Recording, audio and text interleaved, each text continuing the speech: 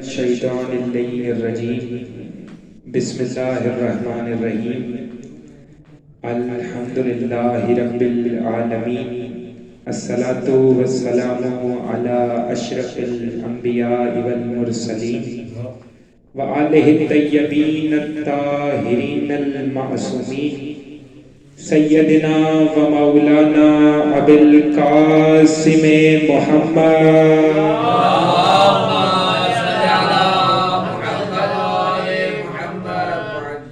اما بعد فقد قال اللہ سبحانہ وتعالی فی محکم کتابہ المجید والفرقانہ الحمید وقولہ الحق بالحق بسم اللہ الرحمن الرحیم فلا اقسم بمواقع النجوم وانہ لقسم لو تعلمون عظیم بآواز بلندتر صلوات۔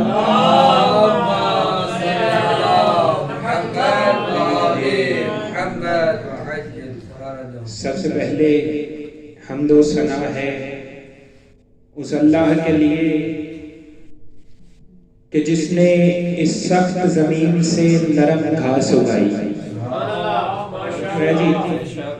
سخت زمین سے نرم گھاس اگانے کے بعد پھر اس اللہ نے اسی نرم گھاس سے انسانوں اور حیوانوں کی غذا بنا دی۔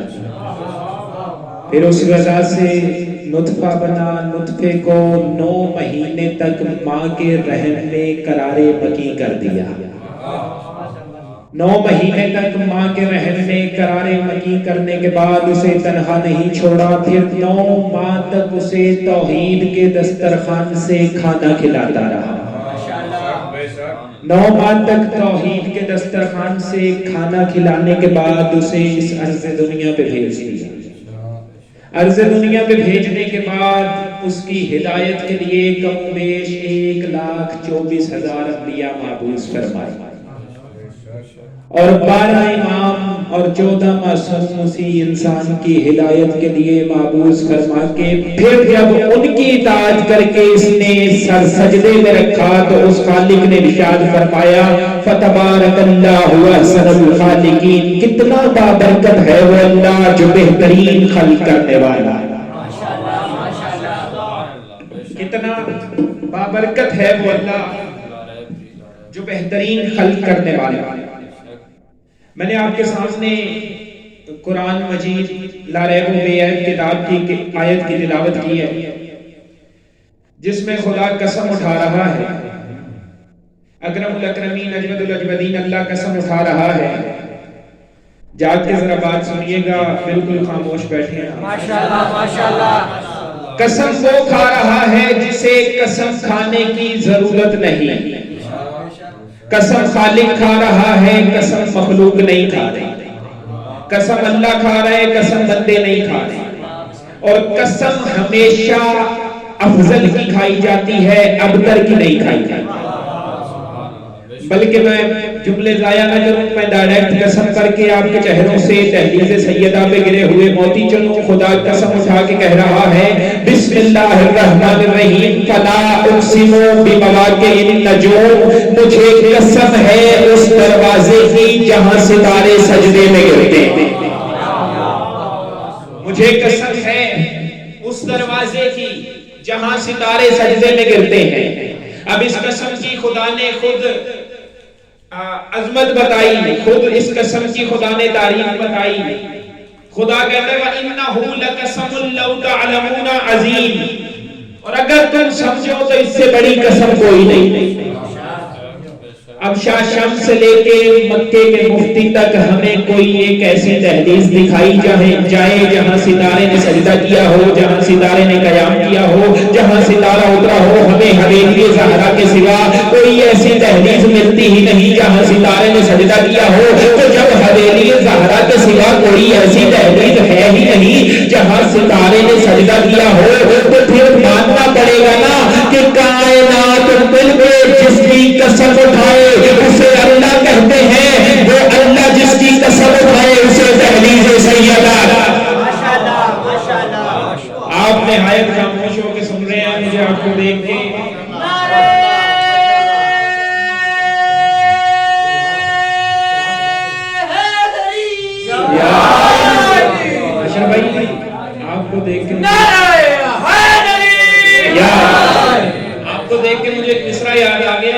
سارے بیٹھے ہیں کہ اس نے کہا تھا کہ منتظر کب سے تحیر تیری تقریر کا ہے، منتظر کب سے تحیر تیری تقریر کا ہے، بات کر تجھ پہ گما ہونے لگا تصویر کا۔ بولیے ذرا میرے ساتھ، بات کر تجھ پہ گما ہونے لگا تصویر کا۔ اب میں نے کہا پوری کائنات مل کے جس کی قسم اٹھائے اسے کیا کہتے ہیں؟ نہیں، سارے نہیں بولے۔ میں نے تب تک آپ کی جان، میں تب تک ممبر سے نہیں اتروں گا جب تک آپ سارے نہ بولیں گے۔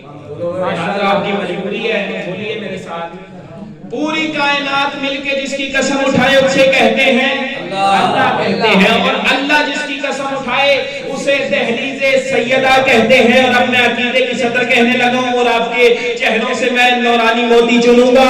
میں عقیدے کی صدر کہہ کے مزاج چیک کرنے لگوں گا آپ کا۔ میں کہہ رہا ہوں عرش خدا سے افضل ہے دہلیز فاطمہ، عرش خدا سے افضل ہے دہلیز فاطمہ۔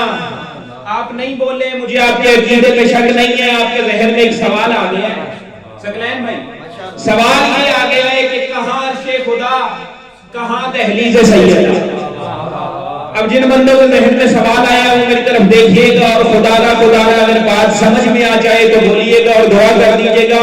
آپ کے ذہن میں سوال آیا کہ کہاں عرش خدا، کہاں دہلیز سیدہ، اب ذرا مجھے بول کے بتائیے گا عرش خدا پہ کون رہتا ہے؟ اسرائیل رہتا ہے، میکائیل رہتا ہے، اسرافیل رہتا ہے، جبرائیل رہتا ہے۔ اب ذرا بول کے بتائیے گا دہلیز سیدہ پہ کون بیٹھتا ہے؟ سلمان بیٹھتا ہے، پیغمبر بیٹھتا ہے، مقدار بیٹھتا ہے، فضا بیٹھتی ہے۔ کبھی بھی تاریخ کی کسی کتاب میں نہیں ملتا کبھی سلمان نے کہا ہو یا علی مجھے عرش کی سیر کرا دے، کبھی پیغمبر نے کہا ہو یا علی مجھے جنت کی روٹیاں منگوا دے۔